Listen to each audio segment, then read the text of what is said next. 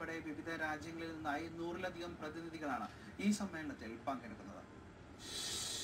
Kuwait conference of chemistry 2010 എന്ന പേരിൽ നടക്കുന്ന രാജ്യാന്തര സമ്മേളനം കുവൈറ്റിൽ ആരംഭിച്ചു. 4 ദിവസത്തോളം നീണ്ടു നിൽക്കുന്ന സമ്മേളനം കുവൈറ്റ് വാർത്താവിതരണ എണ്ണ വകുപ്പ് മന്ത്രി ഷെയ്ഖ് അഹമ്മദ് അൽ അബ്ദുള്ള അൽ സബ ഉദ്ഘാടനം ചെയ്തു.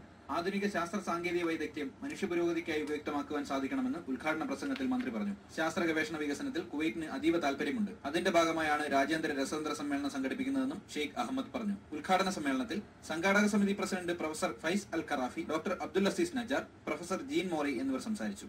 വ്യാവസായിക പാരിസ്ഥിതിക രസതന്ത്രം, ഹരിതക രസതന്ത്രം, പെട്രോ കെമിക്കൽ വ്യവസായം, വ്യാവസായിക രസതന്ത്ര മേഖലയിലെ ഗവേഷണവും വികസനവും തുടങ്ങിയവയാണ് സെമിനാറിലെ പ്രധാന ചർച്ചാ വിഷയങ്ങൾ. ലോകപ്രശസ്തരായ 20ഓളം ഗവേഷകർ വിവിധ വിഷയങ്ങളെ അധികരിച്ച് പ്രഭാഷണം നടത്തുന്നുണ്ട്. തിരുവനന്തപുരം ആസ്ഥാനമായ national institute for interdisciplinary science and ടെക്നോളജിയിലെ ശാസ്ത്രജ്ഞനായ ഡോക്ടർ എ അജയ് ഘോഷ്, കൊൽക്കത്ത GCRIയിലെ ഡോക്ടർ പി സുജാത ദേവി എന്നീ മലയാളി ഗവേഷകരും സമ്മേളനത്തിൽ പങ്കെടുക്കുന്നുണ്ട്.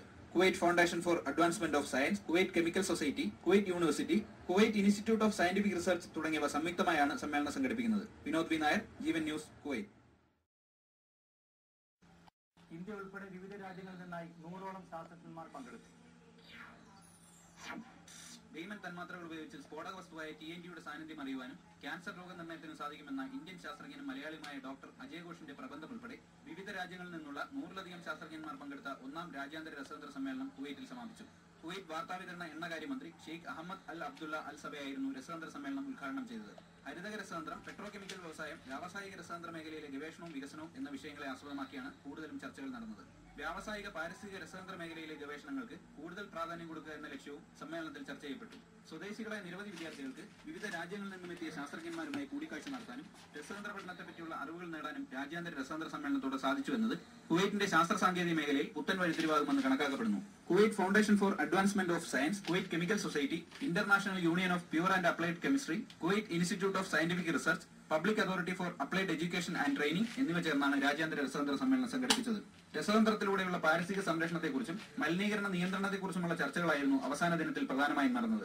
2ാം രാജ്യാന്തര രസതന്ത്ര സമ്മേളനം 2012 മാർച്ചിൽ സംഘടിപ്പിക്കുമെന്ന് സംഘാടക സമിതി അധ്യക്ഷ നൂറിയ അൽ അവാദി പറഞ്ഞു. 1ാം രാജ്യാന്തര രസതന്ത്ര സമ്മേളനം മലയാളികളുടെ സാന്നിധ്യം കൊണ്ട് ശ്രദ്ധേയമായി. Thiruvananthapuram national institute for interdisciplinary and science ടെക്നോളജിയിലെ ശാസ്ത്രജ്ഞനും കൊല്ലം സ്വദേശിയുമായ ഡോക്ടർ അജയ് ഘോഷ്, കൊൽക്കത്തയിലെ central glass and ceramic research ഇൻസ്റ്റിറ്റ്യൂട്ടിലെ ഗവേഷകയും കായംകുളം സ്വദേശിനിയുമായ ഡോക്ടർ പി സുജാത ദേവി എന്നിവരാണ് സമ്മേളനത്തിൽ പങ്കെടുക്കാനെത്തിയ മലയാളി ശാസ്ത്രജ്ഞർ. ഫ്യൂവൽ സെല്ലുകൾക്കും സെൻസർ ഉപയോഗങ്ങൾക്കും വേണ്ടി പ്രത്യേകമായി രൂപകൽപ്പന ചെയ്ത നാനോ പദാർത്ഥങ്ങളെക്കുറിച്ച് ഡോക്ടർ സുജാത ദേവി സമ്മേളനത്തിൽ പ്രബന്ധം അവതരിപ്പിച്ചു.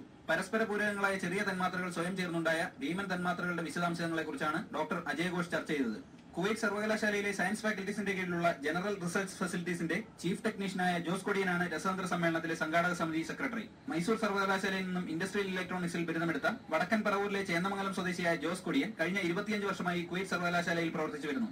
കൂടാതെ എറണാകുളം എളമക്കര സ്വദേശി മഹേഷ് ഉൾപ്പെടെ 10ഓളം മലയാളികൾ രാജ്യാന്തര രസതന്ത്ര സമ്മേളനത്തിന്റെ പിന്നണിയിൽ പ്രവർത്തിച്ചവരിൽ പെടുന്നു.